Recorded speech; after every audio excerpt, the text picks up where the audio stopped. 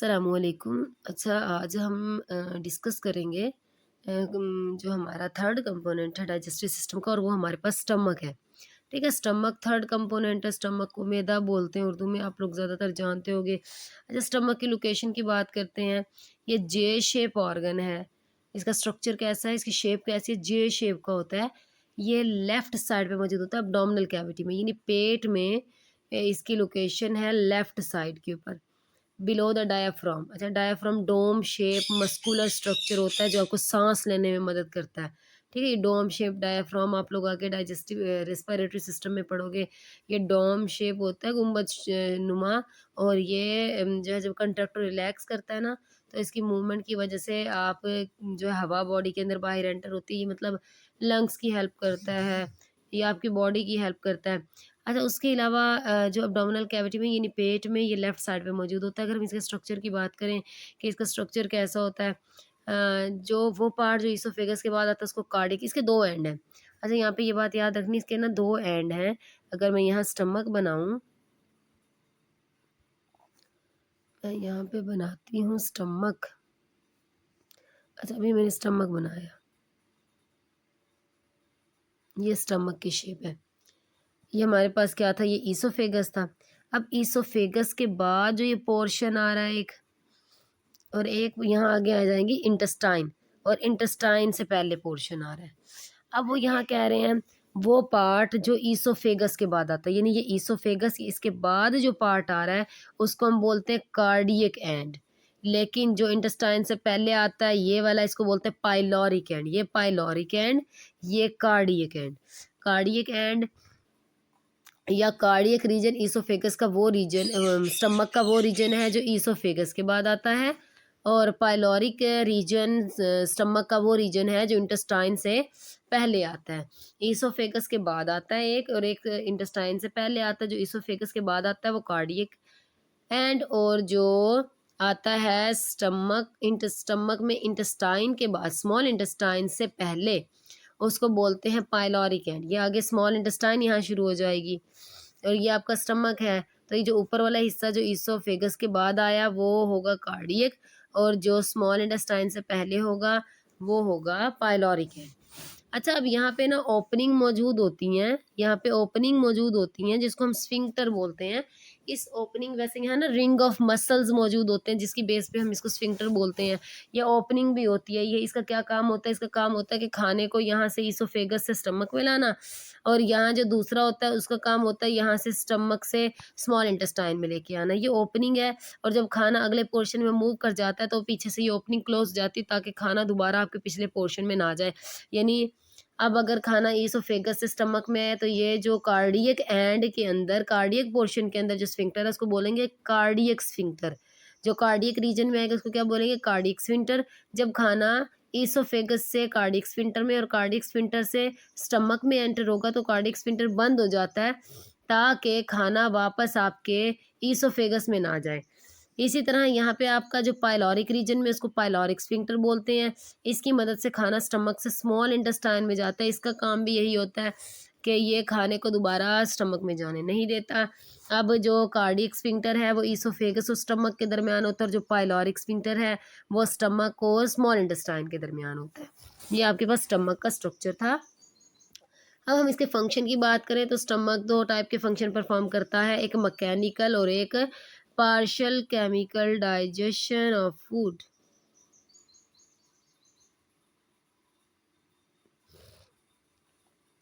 अच्छा, mechanical function कैसे perform कर रहा है और केमिकल कैसे कर रहा है। अच्छा, मैकेनिकल आपने नाइन्थ क्लास में भी जो है टिश्यू वाले चैप्टर में पढ़ा था, टिश्यू एंड ऑर्गन फॉर्मेशन वाले, टिश्यू एंड ऑर्गन सिस्टम, जो चैप्टर नंबर आपका आई थिंक 5 था, 5 था। उसमें आप लोगों ने पढ़ा था स्टमक एज एन ऑर्गन। फिर आपने उसमें पढ़ा था कि स्टमक डिफरेंट टिश्यूज से, स्मूथ मसल्स से मिलके बनता है, जिसमें आपने ऑब्लिक पढ़े, सर्कुलर पढ़े, लॉन्गिट्यूडिनल पढ़े। तो जब ये मसल्स कंट्रैक्ट और रिलैक्स करते हैं ना, तो इनके कंट्रक्शन और रिलैक्सेशन से जब फूड जो है वो छोटे छोटे पार्टिकल में डिवाइड होती है, वो मैकेनिकल डाइजेशन है। और केमिकल डाइजेशन कब होती है, केमिकल डाइजेशन तब होती है जब आपका जो स्टमक है उसमें जो गैस्ट्रिक जूस है वो रिलीज होता है, और वो फूड के साथ मिक्स होके उसके अंदर जो प्रोटीन है उसकी डाइजेशन करवाता है, तो वो केमिकल डाइजेशन होती है। तो सबसे पहले हम मैकेनिकल डाइजेशन की बात करते हैं। मैकेनिकल डाइजेशन में वो क्या कह रहे हैं, स्टमक जो है वो मैकेनिकल और केमिकल डाइजेशन करता है फूड की। It's also store food, stomach food को भी स्टोर करता है। स्टमक के अंदर थिक स्मूथ मसल्स मौजूद होते हैं। When food arrive in stomach, जब फूड के अंदर फूड जो है उस स्टमक के अंदर एंटर होती है, जो मसल्स है वो कंट्रैक्ट विग्रसली, तो उनकी कंट्रैक्शन स्टार्ट हो जाती है फास्टली। ठीक है, वो मूवमेंट इसलिए करते हैं जब फास्टली मूव करेंगे ताकि फूड आपकी जो है वो मसल्स की मूवमेंट की वजह से वो तो टूटना फूटना शुरू हो जाए और उसकी डाइजेशन होना शुरू हो जाए। डिकट का जो कंट्रैक्शन है ना, उसकी वजह से उस contraction help in churning, churning process हो रहा है स्टमक के अंदर। चर्निंग क्या है, चर्निंग एक ऐसा प्रोसेस है जिस प्रोसेस में आपके जो स्मूथ मसल्स हैं उनके कंट्रैक्शन और रिलैक्सेशन की वजह से फूड मॉलिक्यूल ब्रेक हो जाती है और स्मॉल पीसेस में कन्वर्ट हो जाती है। इसको क्या बोलते हैं, चर्निंग बोलते हैं। अब आपके जब मसल्स जो हैं वो कंट्रैक्ट और रिलैक्स करेंगे, इसमें एनर्जी यूज़ होगी, तो एनर्जी ये इस्तेमाल होती है, आपका सिस्टम हीट अप हो जाता है। ठीक है, तो हीट अप होने की वजह से जो वहाँ लिपिड, जहाँ फैट्स या हम बोलते हैं चिकनाई जो मौजूद होती है, वो हीट की वजह से वहाँ पे मेल्ट होना स्टार्ट हो जाती है। इस प्रोसेस को हम क्या बोलते हैं, चर्निंग। चर्निंग क्या है, चर्निंग एक ऐसा प्रोसेस है, ये मैकेनिकल प्रोसेस है।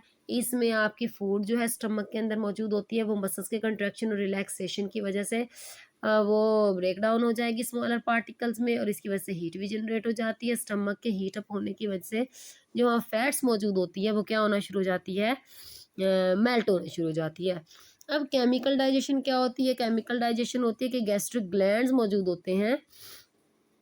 अच्छा, आपने वहाँ पे ये भी पढ़ा था कि जो एपिथेलियल लेयर होती है स्टमक की, वो उसको हम वो ग्लैंडुलर इन नेचर होती है, यानी वो ग्लैंड्स के तौर पे काम करती है। और ग्लैंड्स ऐसे सब्सटेंस होते हैं, ये ऐसे सेल का गुच्छा होता है जो सिक्रीशन रिलीज करता है। तो जो स्टमक के में एपिथेलियल सेल्स की लेयर है, वो गैस्ट्रिक जूस रिलीज करती है। अब गैस्ट्रिक जूस स्टमक के अंदर वाली लेयर जो है रिलीज करती है। अब गैस्ट्रिक जूस की कंपोजिशन की बात करते हैं कि गैस्ट्रिक जूस में होता क्या क्या है। इसमें हाइड्रोक्लोरिक एसिड यानी HCl मौजूद होता है। इसके अंदर इनएक्टिव एंजाइम पेप्सिनोजिन होता है और इसमें म्यूकस होता है। ठीक है, पेप्सिनोजिन इनएक्टिव एंजाइम है। इनएक्टिव इसलिए है क्योंकि जब ये रिलीज हो, अगर आपके जो है खाने जो है स्टमक में मौजूद ना हो या कम मौजूद हो, या ऐसी फूड हो जिसमें प्रोटीन की मिकदार कम हो, क्योंकि ये प्रोटीन की डाइजेशन करता है। अगर ये एक्टिव होगा तो ये आपके स्टमक की दीवारों को भी खाना शुरू कर देता है, इसीलिए क्या होता है, ये इनएक्टिव होता है, ताकि जब प्रोटीन आए खाने के अंदर, ये खाना एंटर हो, तो फिर ये एक्टिव होके उसकी डाइजेशन जो है वो स्टार्ट कर देता है।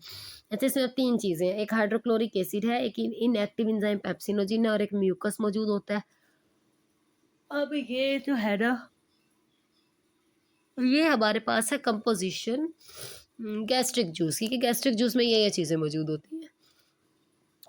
अब हाइड्रोक्लोरिक एसिड मैंने आपको बताया कि जो पेप्सिनोजिन है ये इनएक्टिव है, ये पेप्सिन में कन्वर्ट हो जाता है एक्टिव होके, और ये प्रोटीन की डाइजेशन करता है। ये इसका काम है कि प्रोटीन की डाइजेशन करवाता है।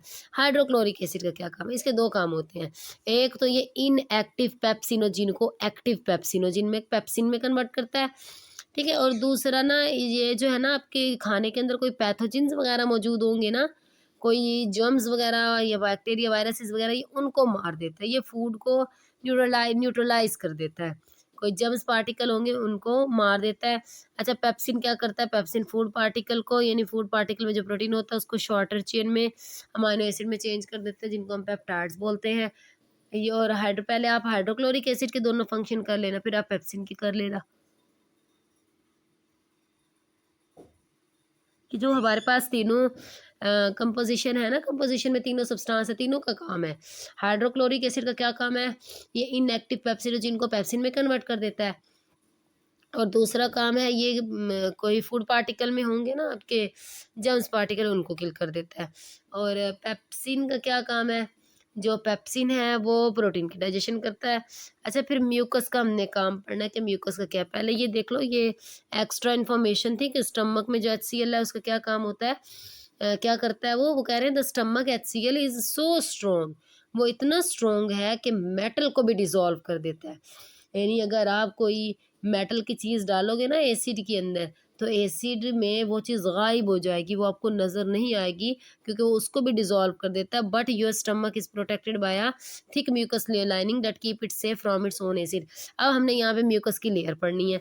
तो यही बता रहे हैं कि म्यूकस जो होता है ना, जब आपके गैस्ट्रिक जूस में रिलीज़ होता है, वो स्टमक की दीवारों को कवर कर लेता है, ऊपर एक लेयर बना देता है ताकि इसके ऊपर किसी भी एसिड का कोई भी या पेप्सिन का कोई भी इफ़ेक्ट ना हो। अब यहाँ आपको बता रहे हैं द म्यूकस है प्रोटेक्टिव लेयर होती है, स्टमक के अंदर वाली वॉल पे क्या करती है, न्यूट्रलाइज़ कर देती है HCl को। न्यूट्रलाइज़ का मतलब है उसकी एसिडिटी को ख़त्म कर देती है इसकी हाइड्रोक्लोरिक एसिड की, और पेप्सिनोजिन भी उस पे एक्टिवेट नहीं कर सकता, काम नहीं कर सकता, और ना ही उसके सेल्स को यानी स्टमक के सेल्स को तोड़ सकता है।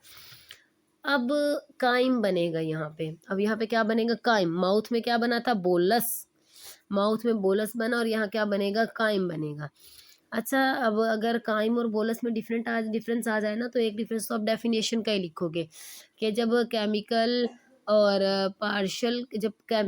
और मैकेनिकल डाइजेशन ओरल कैविटी में होती है तो उसके रिजल्ट में बोलस बनता है, और जब ये स्टमक में होती है तो उसके रिजल्ट में काइम बनता है। जो स्टमक में बनता है वो काइम होता है, और जो माउथ में बनता है वो बोलस होता है। बोलस हमेशा माउथ में ही बनेगा और काइम हमेशा स्टमक में ही बनेगा। अच्छा, स्टमक में आपके फूड रहती है 3 से 4 घंटे तक। ये एमसीक्यूज पॉइंट ऑफ व्यू से इम्पोर्टेंट है, पूछ सकते हैं कि फूड आपके स्टमक में कितनी देर रहती है। तो वो 3 से 4 घंटे तक रहती है। और जब आपके स्टमक में एक्शन होता है, यानी जब स्टमक के अंदर मैकेनिकल और केमिकल डाइजेशन होती है, तो फूड सूप लाइक स्ट्रक्चर में कन्वर्ट हो जाती है। माउथ में वो सॉफ्ट बॉल लाइक स्ट्रक्चर में चेंज हो जाती है, स्लिपरी मैस में चेंज हो जाती है, जिसको हम बोलस बोलते हैं। लेकिन स्टमक में सूप लाइक स्ट्रक्चर में चेंज हो जाती है, इसको काइम बोलते हैं। फिर जो स्टमक से काइम जो है वो पाइलोरिक स्फिंक्टर के जरिए बताया था ना, पाइलोरिक स्फिंक्टर स्मॉल इंटेस्टाइन में चला जाएगा, ठीक है। और ये वो कह रहे हैं हर टाइम जब पाइलोरिक स्फिंक्टर ओपन होता है तो 5 से 15 मिलीलीटर जो काइम है वो स्मॉल इंटेस्टाइन में क्या कर जाती है? मूव कर जाती है। ये हमारे पास जो है स्मॉल इंटेस्टाइन वाला पार्ट था, स्टमक वाला था। आगे हमने स्मॉल इंटेस्टाइन पढ़ना है। अब हमारे जो है ओरल कैविटी वाला कंपोनेंट हो गया, इसके अलावा ईसोफेगस और फेरिंग्स वाला हो गया, और थर्ड हमारा कंपोनेंट स्टमक हो गया। अब हम नेक्स्ट क्लास में स्टार्ट करेंगे स्मॉल इंटेस्टाइन वाला।